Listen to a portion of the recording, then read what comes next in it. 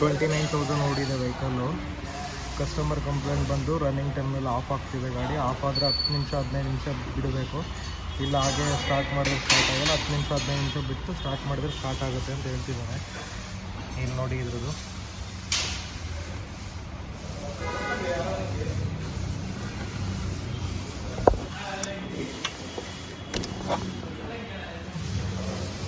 ಈ ಥರ ಚೆಕ್ ಮಾಡೋಕ್ಕೆ ಹೋಗ್ಬಾರ್ದು ಯಾವಾಗ್ಲೂ. ಏನಾದರೂ ಎಮರ್ಜೆನ್ಸಿ ಇದ್ದಾಗ ನಮ್ಮ ಹತ್ರ ಏನೋ ಟೂಲ್ಸ್ ಇಲ್ಲ ಅಂದರೆ ಮಾತ್ರ ಚೆಕ್ ಮಾಡಬೇಕಿದು.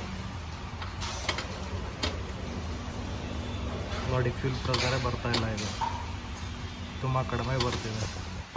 ಈ ಥರ ಚೆಕ್ ಮಾಡೋಕ್ಕೆ ಹೋಗ್ಬಾರ್ದು ಯಾವಾಗ್ಲೂ, ತುಂಬ ಡೇಂಜರ್. ಈ ಥರ ಅಕಸ್ಮಾತ್ ಸ್ಪಾರ್ಕ್ ಗೀಕ್ ಏನಾದರೂ ಆದರೆ ಮತ್ತು ಬೆಂಕಿ ಎತ್ಕೊಬಿಡುತ್ತೆ. ಫ್ಯೂಲ್ ಪ್ರೆಷರ್ ಚೆಕ್ ಮಾಡೋ ಈಸಿ ಪ್ರೋಸೆಸ್ಸು.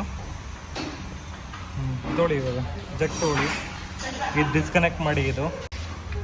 ಅದು ಡಿಸ್ಕನೆಕ್ಟ್ ಮಾಡಿಬಿಟ್ಟು ಇಲ್ಲಿ ಇದು ಮಾಡಬೇಕು. ಕೀ ಇದೆಯಲ್ಲ 5 ಟೈಮ್ಸ್ ಆನ್ ಮಾಡಬೇಕು, ಮತ್ತೆ ಆಫ್ ಮಾಡಬೇಕು ಪೆಟ್ರೋಲ್ ಸ್ಟಾಪ್ ಆಗೋ ತನಕ. ಮತ್ತೆ ಆನ್ ಮಾಡಬೇಕು, ಪೆಟ್ರೋಲ್ ಸ್ಟಾಪ್ ಆದ ತಕ್ಷಣ ಮತ್ತೆ ಆಫ್ ಮಾಡಬೇಕು, ಮತ್ತೆ ಆನ್ ಮಾಡಬೇಕು, ಮತ್ತೆ ಆಫ್ ಮಾಡಬೇಕು, ಮತ್ತೆ ಆನ್ ಮಾಡಬೇಕು. ಇವಾಗ 5 ಟೈಮ್ಸ್ ಈ ಥರ ಮಾಡಿದ್ದು ಕೀ ಆಫ್ ಮಾಡಿ. ಇವಾಗ ಮೆಜರ್ಮೆಂಟ್ ಜಗ್ಗಿದೆಯಲ್ಲ ತಕ್ಕೊಬೇಕು, ಅದು ಸೈಡಿಗೆ ಇದಿದೆಯಲ್ಲ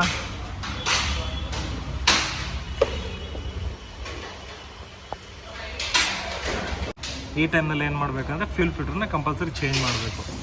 ಓಕೆನಾ?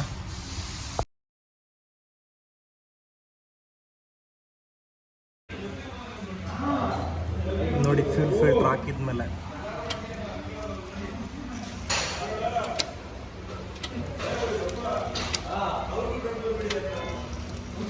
ಈ ಥರ ಮಾಡೋಕ್ಕೆ ಹೋಗ್ಬೇಡಿ ಯಾವತ್ತೂ. ಇವಾಗ ನೋಡಿ ಮೆಜರ್ಮೆಂಟ್ ಜಗ್ ಕೂಡ ಖಾಲಿ ಇದೆ. ಫ್ಯೂಲ್ ಫಿಲ್ಟ್ರು ಕೂಡ ಹೊಸದು ಹಾಕಿದ್ದೀವಿ, ಹಳೇದು ತೆಗೆದ್ಬಿಟ್ಟು ಹೊಸದು ಹಾಕಿದ್ದೀವಿ. ಇವಾಗ ಇದರಲ್ಲಿ ಚೆಕ್ ಮಾಡೋಣ ಎಷ್ಟು ಬರುತ್ತೆ ಫ್ಯೂಲ್ ಪ್ರೆಷರ್ ಅಂತ ಹೇಳ್ಬಿಟ್ಟು.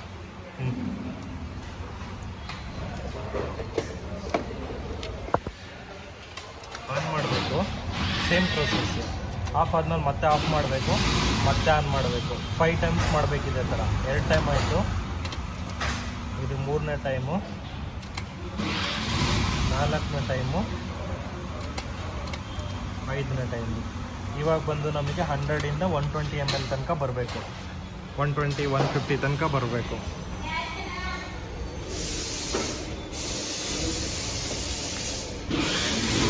ನೋಡಿ